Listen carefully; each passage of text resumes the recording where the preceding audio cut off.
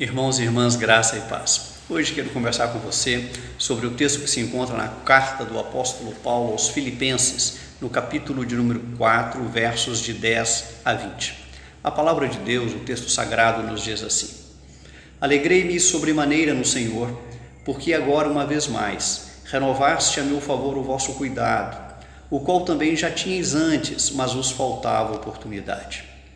Digo isto não por causa da pobreza, porque aprendi a viver contente em toda e qualquer situação.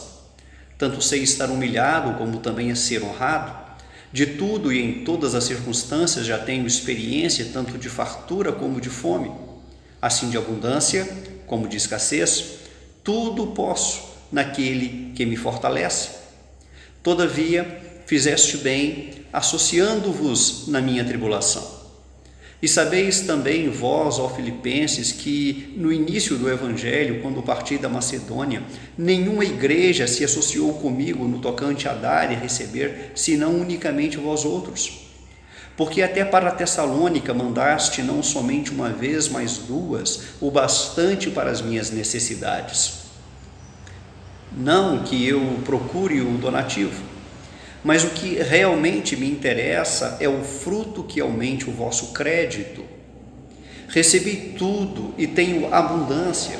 Estou suprido desde que Epafrodito me passou às mãos o que me veio de vossa parte, como aroma suave, como um sacrifício aceitável e aprazível a Deus. E o meu Deus, segundo a sua riqueza em glória, há de suprir em Cristo Jesus cada uma de vossas necessidades. Ora, a nosso Deus e Pai, seja glória pelos séculos dos séculos. Amém. Meus queridos, quando o apóstolo Paulo escreve essa carta, ele está preso em Roma, e certamente é um momento de aflição, é um momento de dor, é um momento de tristeza na vida do apóstolo Paulo, e a igreja de Filipe, mais uma vez, procurando ocasião e oportunidade para ajudar o apóstolo, porque ela verdadeiramente se importava com o apóstolo Paulo e procurava sempre demonstrar de forma concreta esse interesse pelo apóstolo, ela aproveita uma oportunidade para poder mandar donativos a ele.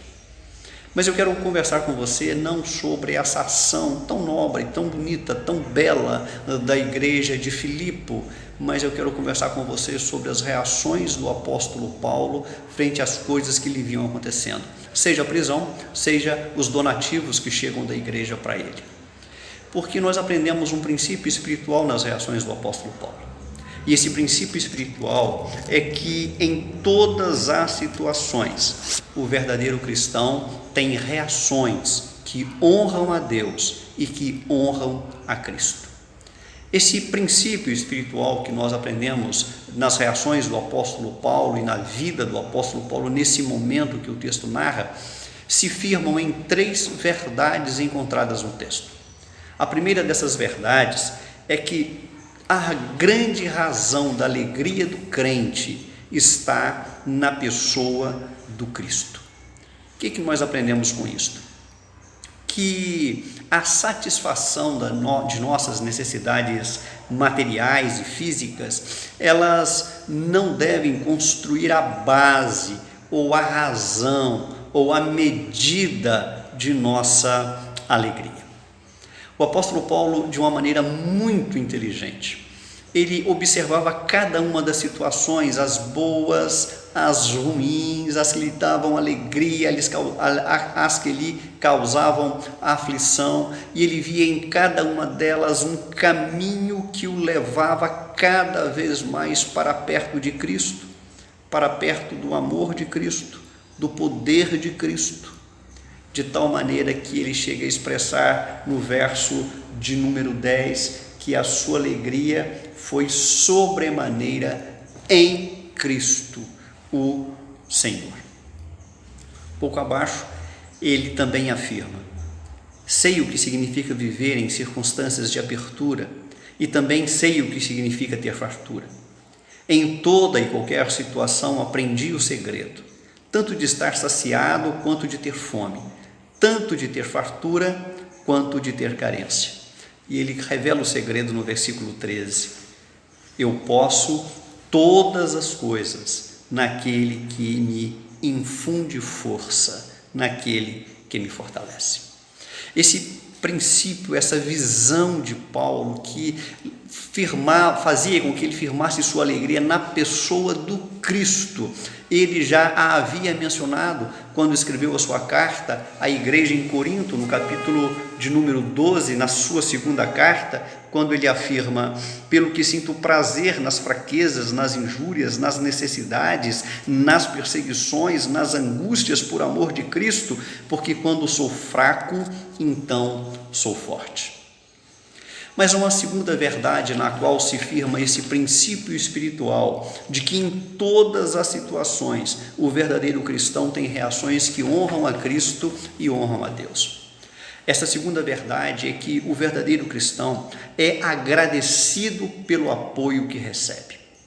De uma maneira muito inteligente, muito cuidadosa, muito preocupada e zelosa com a atitude correta da igreja, o apóstolo Paulo procura demonstrar para a igreja que, embora a sua alegria estivesse firmada na pessoa do Senhor Jesus, ele é extremamente agradecido à igreja pela sua atitude, e que a atitude da igreja é uma atitude correta, que honra, que louva e que exalta a pessoa de Deus e do Senhor Jesus Cristo. O apóstolo Paulo, se referindo a essa preocupação da igreja, esse interesse da igreja e essa atitude concreta da igreja para com ele usa palavras como: fizestes bem, agistes com nobreza, porque a igreja, na verdade, tinha sido coerente com um padrão evangélico de vida, de estender a mão, de fazer o bem, de estar junto com o outro em meio às suas necessidades.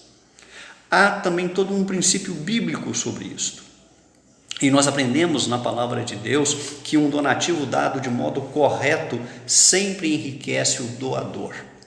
O livro de Provérbios, no capítulo de número 11, nos ensina que a alma generosa prosperará. No capítulo de número 19, nos ensina que quem se compadece do pobre empresta ao Senhor. O próprio Cristo, no Evangelho de Mateus, nos ensina que bem-aventurados os misericordiosos, porque alcançarão misericórdia. E o apóstolo Paulo também, escrevendo na sua segunda carta aos Coríntios, no capítulo 9, vai nos ensinar que Deus ama quem dá com alegria. O que nós poderíamos então dizer sobre esses donativos da igreja de Filipe que chegaram para Paulo? O próprio apóstolo Paulo vai definir esses donativos e essa ação da igreja como sendo um aroma suave, como um sacrifício aceitável e muito agradável a Deus, e dessa forma ele expressa a sua gratidão e demonstra que em todas as situações o verdadeiro cristão tem reações que honram a Deus e honram a Cristo. Mas há uma terceira verdade na qual se firma esse princípio espiritual, e esta verdade é que o verdadeiro cristão confia no amoroso cuidado de Deus. O apóstolo Paulo, ele ensina a igreja: o meu Deus gloriosamente lhes dará tudo de que necessitam, segundo as riquezas em Cristo Jesus. Há um comentarista bíblico chamado Hendrickson, e ele vai afirmar que Paulo não está pensando primariamente no que Deus fará pelos crentes quando entrarem na glória do céu, mas no que fará por eles neste reino terreno de necessidades, no momento em que elas os atingirem, porque as necessidades e os problemas chegam até nós. Então Paulo está dizendo: Deus cuidará de vocês, como está cuidando de mim por meio de vocês. Então Paulo está dizendo: olha, Deus levanta pessoas, Deus coloca pessoas ao nosso lado, pessoas que caminham conosco. É evidente, meus amados, que Deus não nos abandona em nossos momentos maus, que Ele levanta pessoas para que estejam conosco. Então o apóstolo Paulo olha para esse Deus cuidadoso e amoroso e diz: ora a nosso Deus e Pai seja a glória pelos séculos dos séculos. Amém.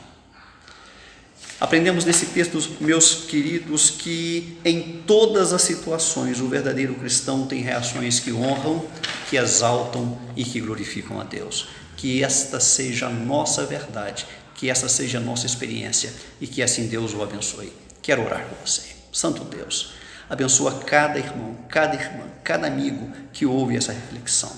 Que a tua paz inunde esses corações e que as nossas reações diante de nossas aflições e momentos difíceis que acaso nos atinjam sejam sempre e promovam sempre a honra, a glória e o louvor do teu nome. No nome de Cristo nós oramos. Amém. Deus o abençoe grandemente.